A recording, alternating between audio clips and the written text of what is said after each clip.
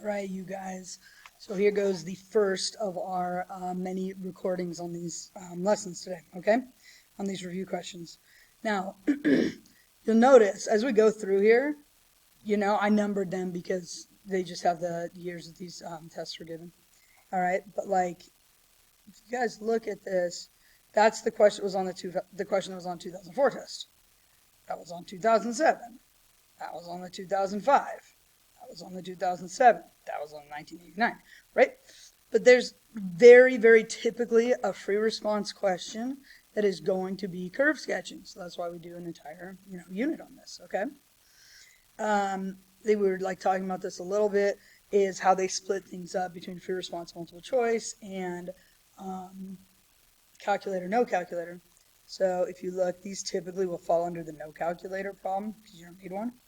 You got 3 problems to do in 45 minutes. So what are we thinking, like averaging like 15 questions a problem? Okay, 15 minutes a problem. Try to keep it under that, but here we go. All right.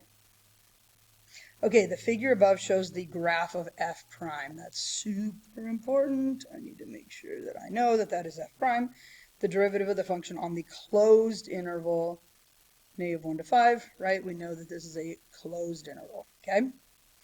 The graph of f prime has horizontal tangent lines at 1 and 3. So the graph of f prime, okay, that's good, horizontal tangent lines at 1 and 3. So sometimes they just tell us that that's where they are instead of having us guess, right? So I draw that little slope thing because that's where my slope equals 0. So I just draw that. It's twice differentiable and f of 2 equals 6. What am I going to need for f of 2 equals 6? I mean, possibly I'm going to use that later in the graph. Maybe if I'm graphing it or calculating something. I just need to like make sure that I've read that for later. Okay? All right, cool. Find the x-coordinate of the points of inflection. Okay, perfect. Okay, let's see here. I'll put it down here. All right. Points of inflection are second derivatives. So let me go ahead and draw a second derivative. We're used to always doing first and then second. I don't know, we're going backwards here. That's okay. We know it's on a closed function, -1 to 5. And when I write this, I write the second derivative is the derivative or the slope of the first derivative, okay? So the first thing I'm looking for is where are my slopes 0? Well, that's cool because it gave me those points. Now, don't let these like x and y numbers mess you up, That's at 1 and 3. Don't look at the y numbers. Okay. 1 and 3. And then we're thinking about what the slope is doing in those different areas, right? And remember when we're thinking about slope, we're thinking about our guy who's like hitting the slopes, right? Okay, and look what's going on with this guy. He's going up, so it's going to be positive right here. And then he's going down the mountain, so that's going to be negative. And then he's going up the mountain, so that's going to be positive. Okay, so I'm looking at this. I'm looking at concave up, down, up. And so I have, let's see. It was asking me for inflection points.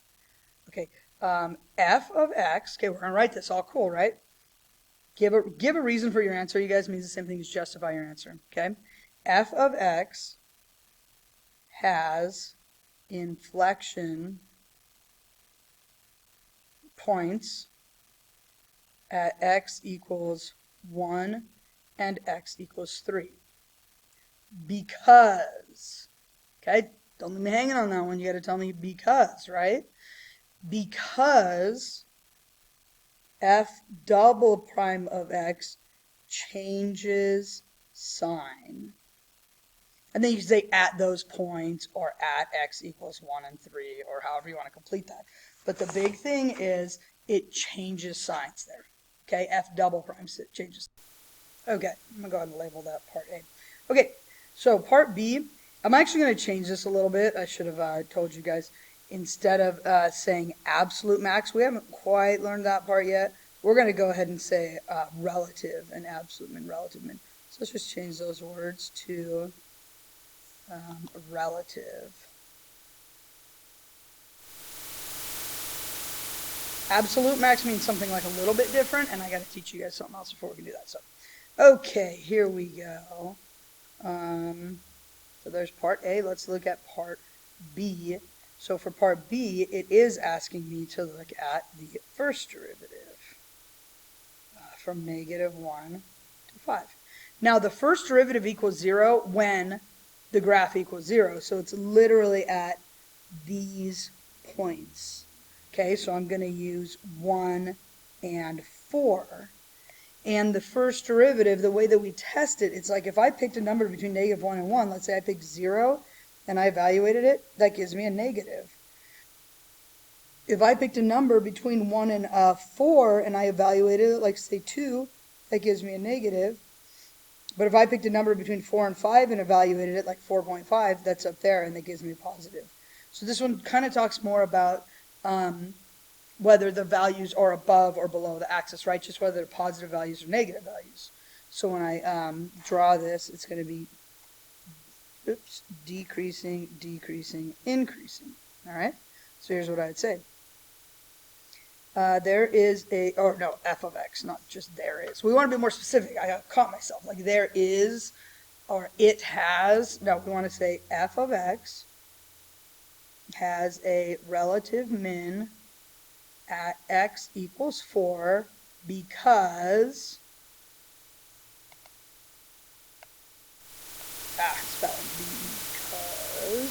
because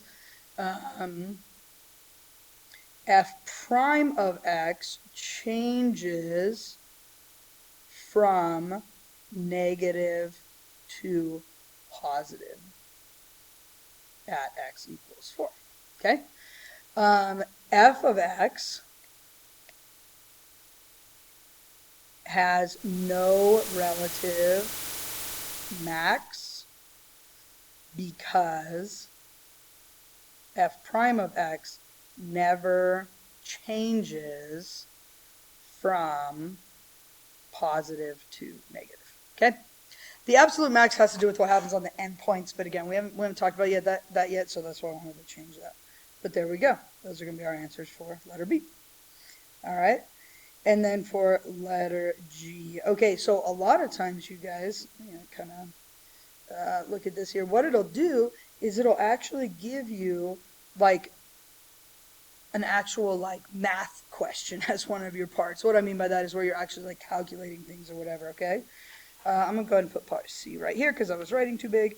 Okay, let f of x be the function defined by g of x equals x times f of x. Find an equation. Oh, shoot. Sorry about that. Find the equation for the tangent line to the graph at x equals 2. Oh, how fun. Okay, equation of tangent line. All right, as soon as we say equation of tangent line, we are going to write, let's see here, y minus y1 mx minus x1, and we're going to start filling that in. And the x1 is right here, specifically says at 2.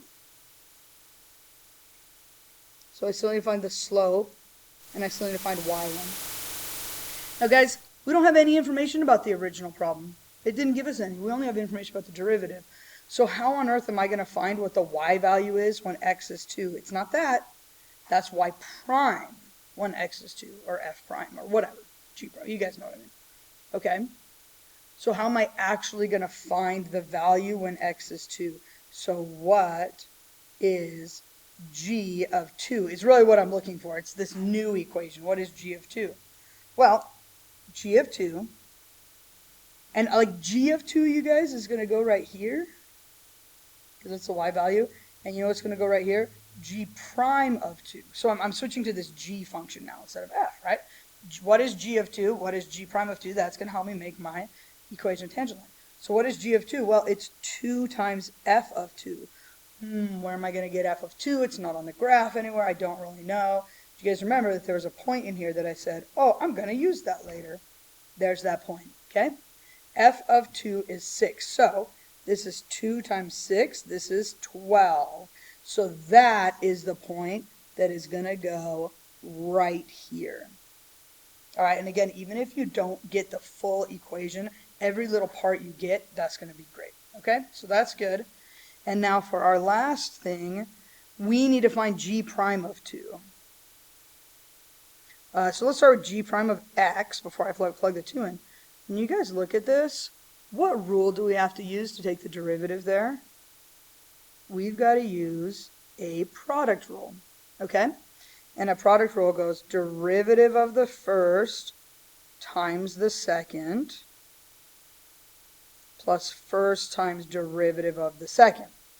So let me go ahead and find out what g prime of 2 is. So it's 1 times f of 2, and then it's 2 times f prime of 2. Now I got to know what f of 2 and f prime of 2 are to finish off this problem. F of 2, cool, it gave it to me, right? F of 2 is 6.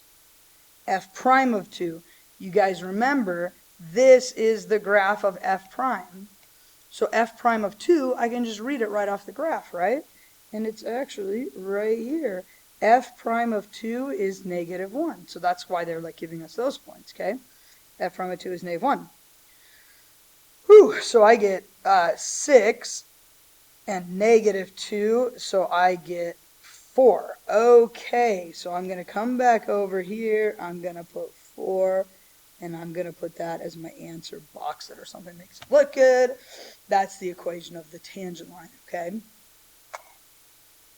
Okay, do you guys see it, like all my work on there and stuff? Now, granted, I was writing a little bit big, but this is when I tell you, try to make your free response like organized and following your stuff. If you need more paper, just grab more paper, but like trying to read when it's like all over the page is a little tricky, so labeling things is nice, drawing lines in between, you know, just try to take pity on me and your AP graders. They're trying to decipher this stuff, okay? I mean, do you have to draw your snowman, little snowboarder guy? No, but you also don't have to erase it either. It's cool. All right.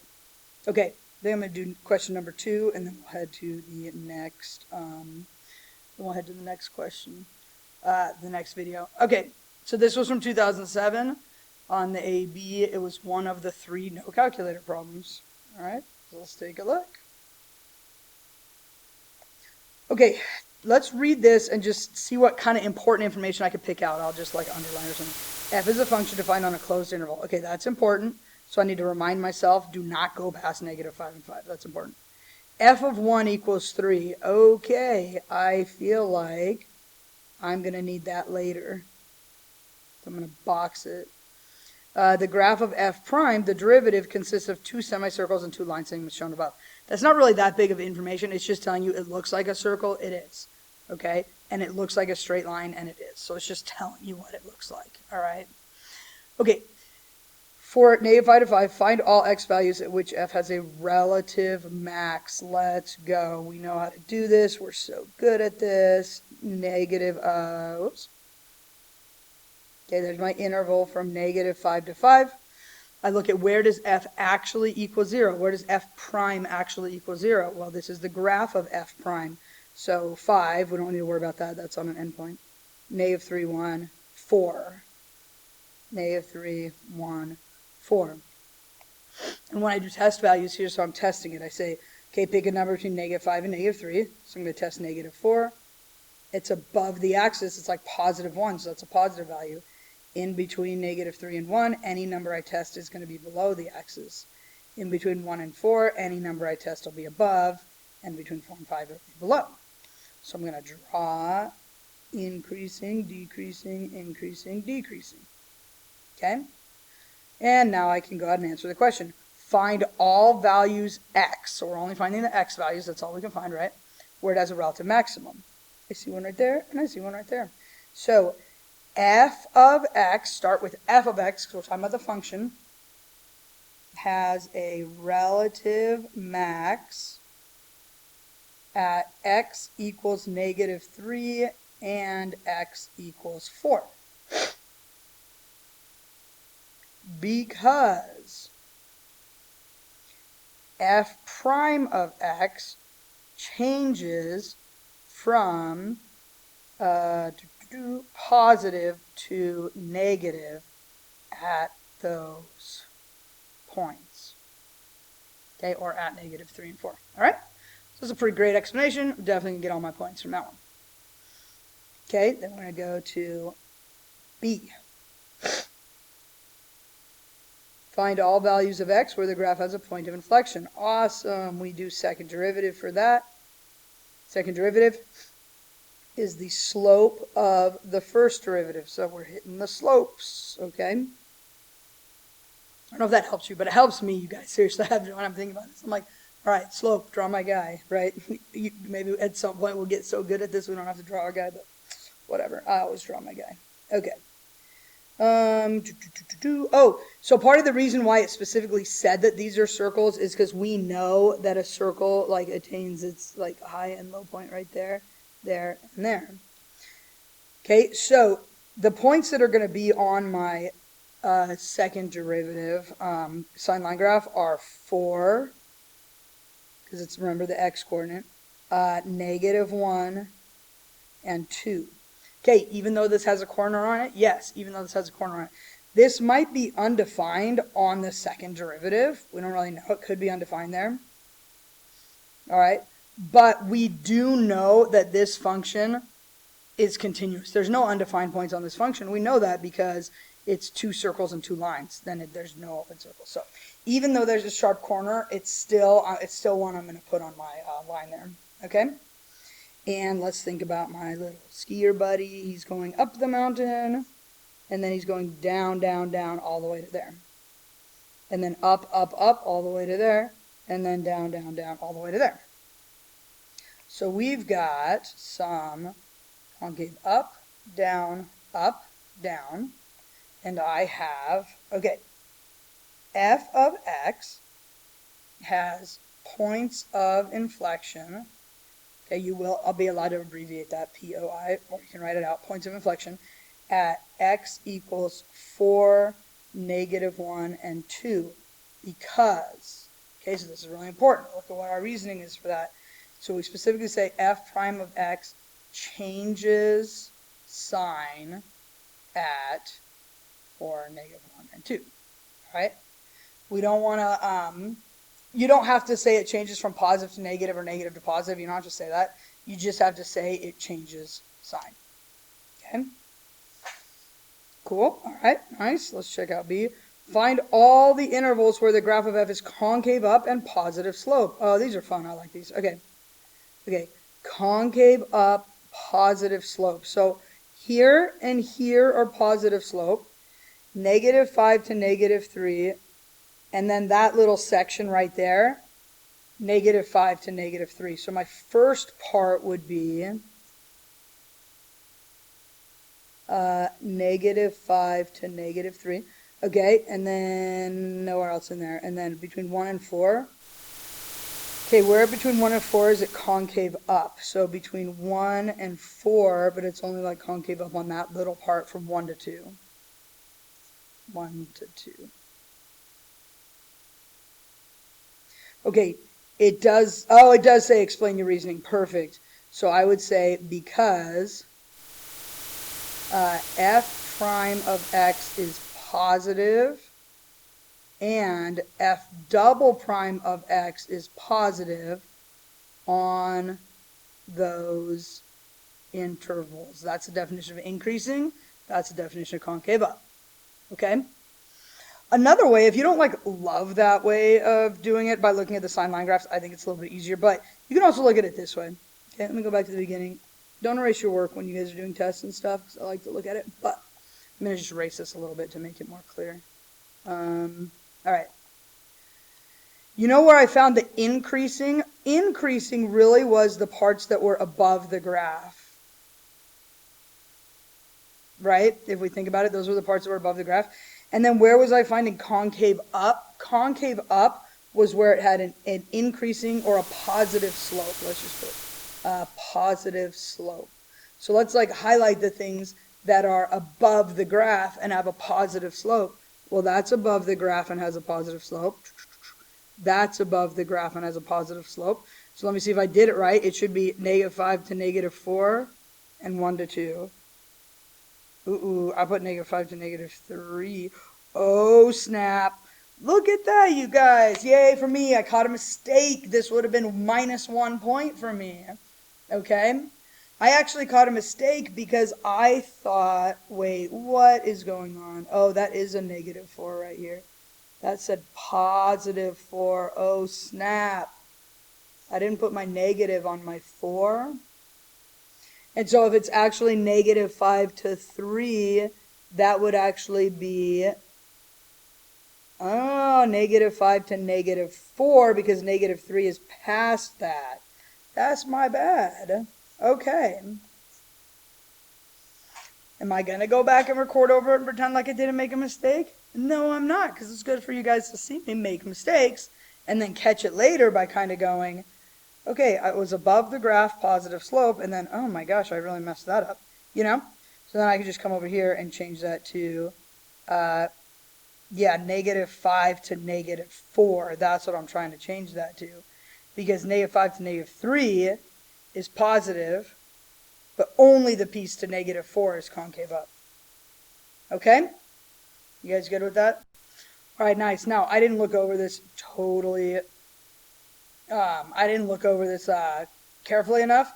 And this absolute minimum over the closed interval, that is actually not something that we can do yet. All right, so I need to teach one more thing before we can do that. It's basically where you're going to find whether the -3 or the 4 is, like, which one actually is higher, but we can't do that quite yet. So we're going to, circle around to this back second semester after we've learned a bunch more stuff. All right, so that was it. So we wanted to skip D on that one. Okay, I'm going to go ahead and post this video, and we'll do 2 more in the next one.